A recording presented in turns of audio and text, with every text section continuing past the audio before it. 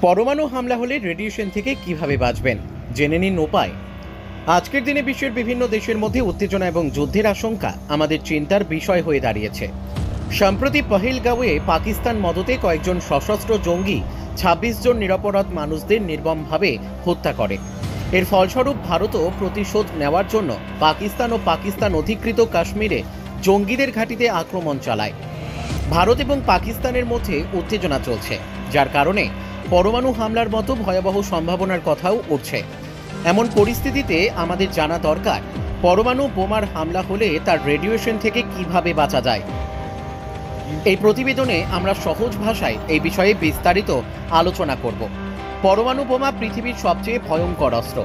এটি শেষবার ব্যবহার হয়েছিল দ্বিতীয় বিশ্বযুদ্ধে, যখন আমেরিকা জাপানের হিরোশিমা এবং নাগাসাকি শহরে এই বোমা ফেলেছিল।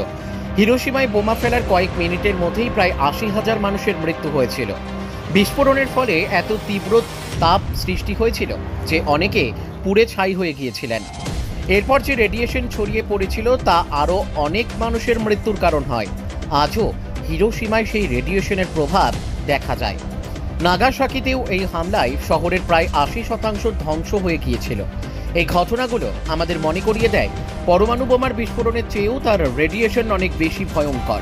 পহেলগাঁওয়ে একটি সন্ত্রাসী হামলার ঘটনার পর ভারত কঠোর পদক্ষেপ নিয়েছে।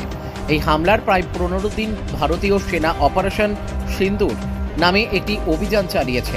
এই অভিযানে পাকিস্তান এবং পাকিস্তান অধিকৃত কাশ্মীরের ৯টি সন্ত্রাসী ঘাঁটিতে মিসাইল হামলা করা হয়েছে। এতে জৈশ-এ-মোহাম্মদ এবং লস্কর-এ-তৈয়বার মতো সন্ত্রাসী সংগঠনের অনেক উগ্রপন্থী নিহত হয়েছে।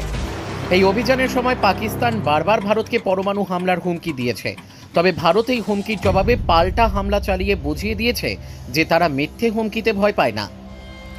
ভারত এবং পাকিস্তান দুটি পরমাণু শক্তি সম্পূর্ণ দেশ, তাই যদি কোনো কারণে যুদ্ধের পরিস্থিতি তৈরি হয় এবং পাকিস্তান পরমাণু বোমা ব্যবহার করে, তাহলে আমাদের প্রস্তুত থাকতে হবে। কিন্তু রেডিয়েশন থেকে বাঁচার উপায় কি, চলুন জেনে নেই। পরমাণু বোমার বিস্ফোরণের সময় প্রচণ্ড তাপ এবং পারমাণবিক শক্তি নির্গত হয়, কিন্তু এরপর যে রেডিয়েশন ছড়িয়ে পড়ে তা অনেক বেশি ক্ষতিকর। এই রেডিয়েশন কয়েক কিলোমিটার পর্যন্ত ছড়িয়ে যায় এবং মানুষের শরীরে প্রবেশ করলে মারাত্মক ক্ষতি হয়। এটি ক্যান্সার, ত্বকের রোগ এবং অন্যান্য মারাত্মক অসুখের কারণ হতে পারে। হিরোশিমা ও নাগাসাকির ঘটনায় দেখা গেছে, বিস্ফোরণের চেয়ে রেডিয়েশনের কারণে বেশি মানুষের মৃত্যু হয়েছিল। যদি কোনো দেশ পরমাণু হামলা করে, তাহলে বাঁচার জন্য খুব কম সময় হাতে থাকে, তাই দ্রুত এবং সঠিক পদক্ষেপ নেওয়া জরুরি। নিচে কিছু গুরুত্বপূর্ণ উপায় দেওয়া হলো। নিরাপদ আশ্রয়ে যান। বিস্ফোরণের পর রেডিয়েশন খুব দ্রুত ছড়িয়ে পড়ে, তাই দূরে পালানোর চেষ্টা না করে যত তাড়াতাড়ি সম্ভব কোনো বন্ধ ঘরে বা বাড়ির ভেতরে আশ্রয় নিন। বেসমেন্ট বা কংক্রিটের দেওয়ালওয়ালা ঘর সবচেয়ে নিরাপদ। পরবর্তী ২৪ ঘন্টা বাইরে যাবেন না। রেডিয়েশনের মাত্রা প্রথম ২৪ ঘন্টা সবচেয়ে বেশি থাকে, তাই এই সময় বাইরে বের হওয়া থেকে বিরত থাকুন। পরনের কাপড় খুলে ফেলুন। আপনি যে কাপড় পরে আছেন তাতে রেডিয়েশন লেগে থাকতে পারে, তাই দ্রুত কাপড় খুলে একটি প্লাস্টিকের ব্যাগে বন্ধ করে দিন। এই ব্যাগ মানুষ বা পশুদের নাগালের বাইরে রাখুন। ভালো করে স্নান করুন। সাবান দিয়ে ভালো করে স্নান করুন, তবে শরীর খুব জোরে ঘষবেন না। চোখ, নাক এবং কান পরিষ্কার কাপড় দিয়ে মুছে নিন। পানীয় জল ও খাবার সুরক্ষিত রাখুন। যে খাবার বা জল বাইরে খোলা ছিল তা ব্যবহার করবেন না। বন্ধ বোতলের পানীয় জল বা প্যাকেটজাত খাবার গ্রহণ করুন। ভারত ও পাকিস্তানের মধ্যে বর্তমান উত্তেজনার পরিপ্রেক্ষিতে আমাদের এই ধরনের পরিস্থিতির জন্য প্রস্তুত থাকা দরকার।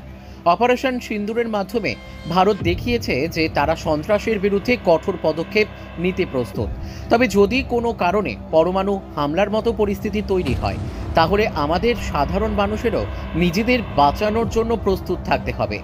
সঠিক জ্ঞান এবং প্রস্তুতি আমাদের এই বিপদ থেকে বাঁচাতে পারে, তাই এই তথ্যগুলো নিজে জানুন এবং পরিবার ও বন্ধুদের সঙ্গে শেয়ার করুন।